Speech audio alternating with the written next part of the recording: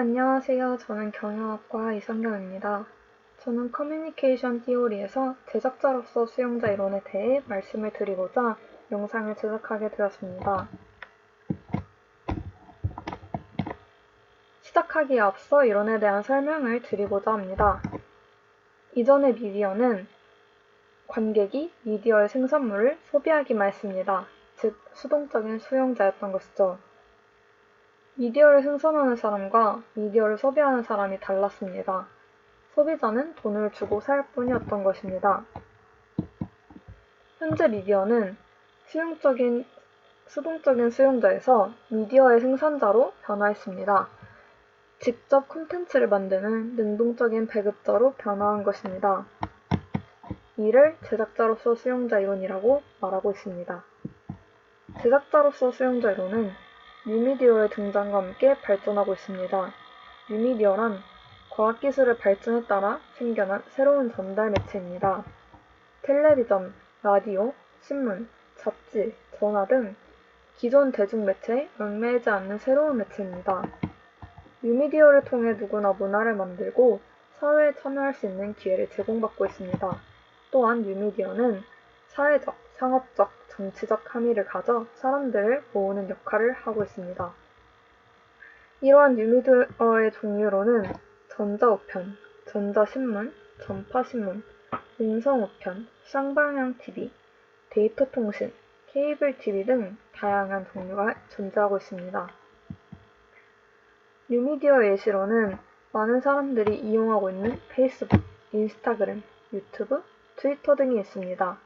한국에서는 SBS가 스브스 뉴스, 마부작침, 비디오 머그 등을 생성하면서 대중들과 조금 더 가까워지려는 노력을 보이고 있습니다. 현재 사례로는 오바마가 당선되었던 인터넷 선거라고 불리는 2008년 미국의 대통령 선거에서 볼 수 있습니다. 오바마의 선거 캠프는 소셜미디어 사용을 통해 선거 메시지를 직접 전파하고 캠페인에 필요한 모든 작업을 도와줄 자원봉사자들을 조직화했습니다. 이는 민주당 내 열세 집단에 속했던 오바마의 당선에 아주 영향을 미쳤습니다. 또한 북아메리카와 중동에서 있었던 아랍의봄 시위도 트위터 등 소셜미디어에 의해 가능했습니다.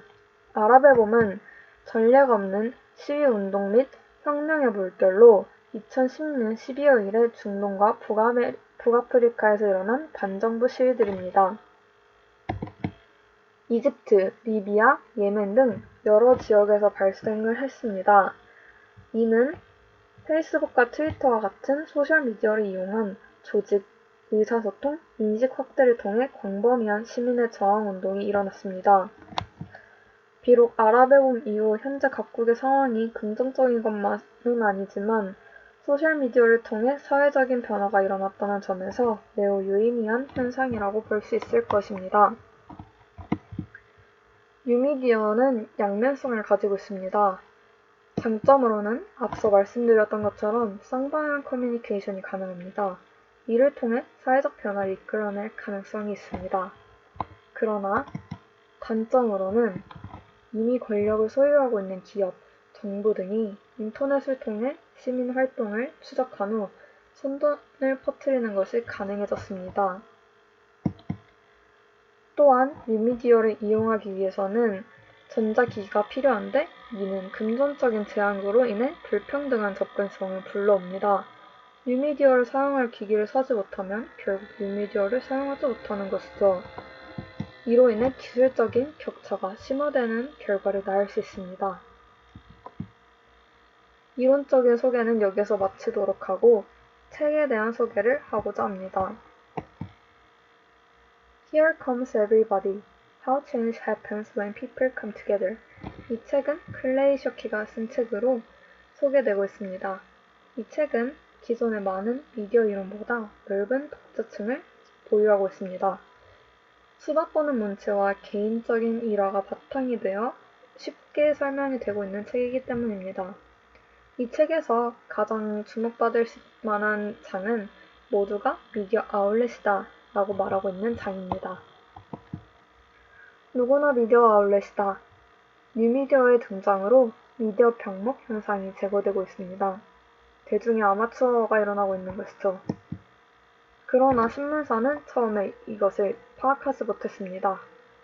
컬러 인쇄 및 전국 배급을 목표로 하고 있는 USA 투데이가 신문사를 위협할 것이라고 생각했죠. 그러나 가장 큰 위협은 정보 환경의 급격한 변화였습니다. 정보 환경의 변화로 인해 게이트키퍼의 역할은 전문직이 사라지거나 적어질 위협이 발생하고 있었습니다. 게이트키퍼란 뉴스미디어 조직 내에서 기자나 편집과 같은 뉴스 결정권자가 뉴스를 취사 선택하는 과정에서 일어나는 행동을 하는 사람입니다.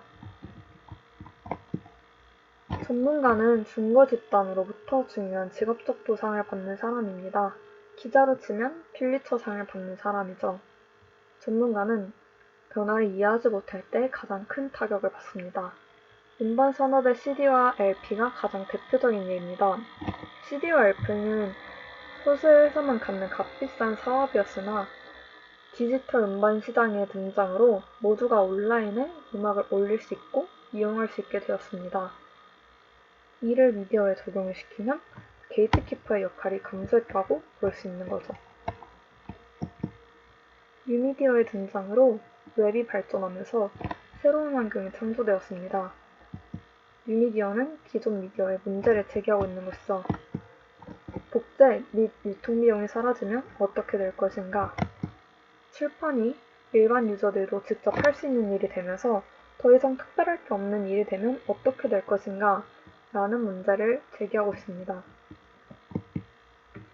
뉴미디어가 만든 새로운 환경의 실제 사례로는 스트롬서문드의 100세 생일 축하 파티 중 트렌트 로트 연설이 논란이 되면서입니다.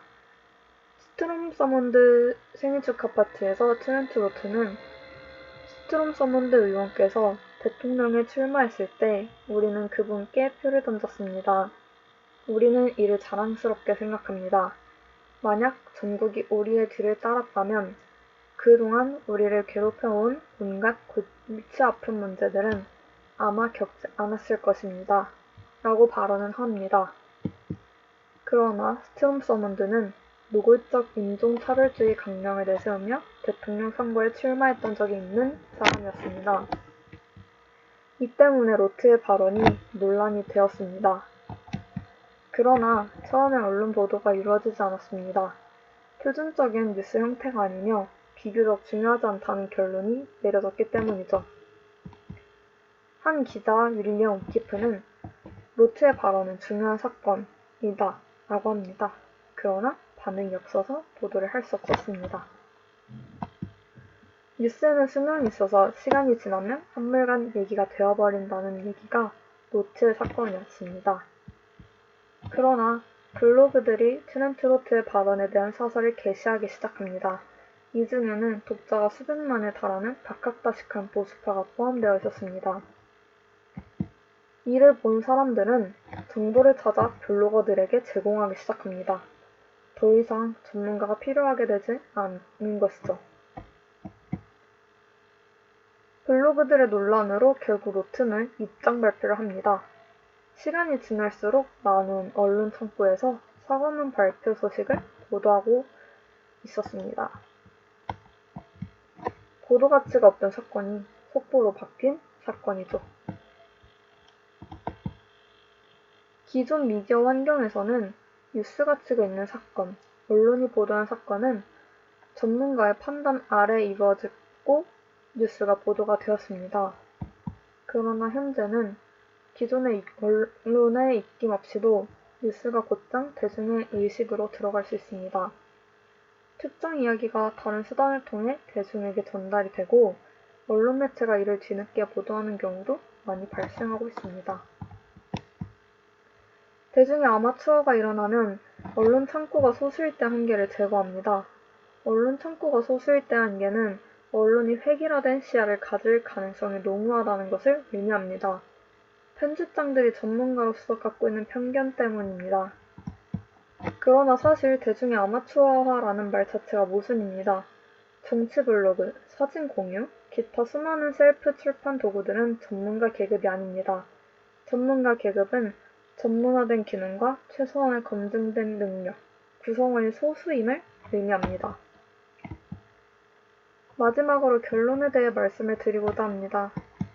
새롭게 등장한 뉴미디어로 급격한 미디어 환경이 변화하고 있습니다.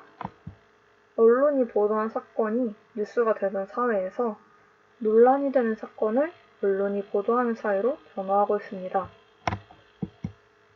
뉴미디어의 발전으로 미디어 산업의 전문성, 지속성 또한 하락하고 있습니다. 제 발표는 여기까지고요. 들어주셔서 감사합니다.